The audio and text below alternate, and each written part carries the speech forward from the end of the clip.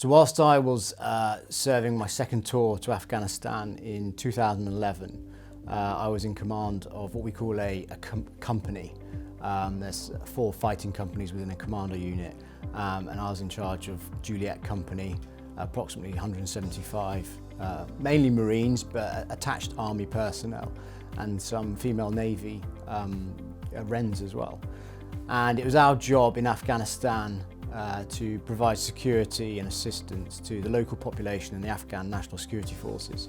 But we also had a role to basically neutralise the insurgent threat, the threat from the Taliban.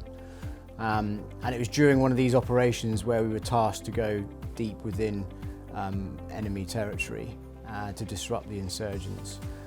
When I was leading a patrol, and the Taliban specifically identified me. They'd worked out I was the commander, and they detonated what's called a directional fragmentation charge.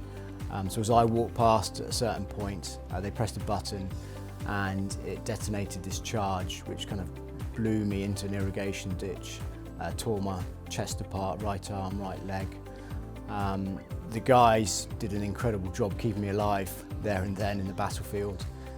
Thankfully, the medical emergency response team, the big helicopter, Chinook helicopter that comes in to extract casualties from the battlefield, was on site within 15-20 minutes, and I was back in Camp Bastion where the military hospital was 10 minutes later.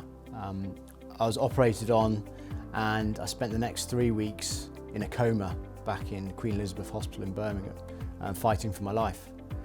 Thankfully, I came out of that coma and spent a couple more weeks in intensive care, after which I suppose my rehabilitation started. I ended up spending 3 months in hospital and then nearly 3 years in rehabilitation at Headley Court, the Defence Medical Rehabilitation Centre. Whilst I was in hospital, and I suppose my lucid memories were post-coma, took a while to come because you're so heavily drugged up, you don't know what's real and what's not real. And as you come out of that phase, you start to appreciate everything, interestingly. You don't take anything for granted. At that point, I was out of the coma, but I was still in intensive care in a pretty bad state.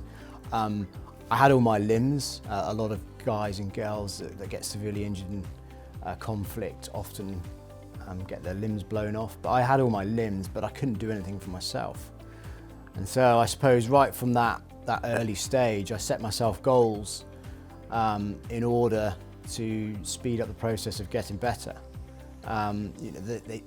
You look back now and they might seem like fairly trivial goals, but at the time they were monumental. For example, just being able to go to the toilet yourself. That was a massive goal, and was my first goal, interestingly, because I was bedridden.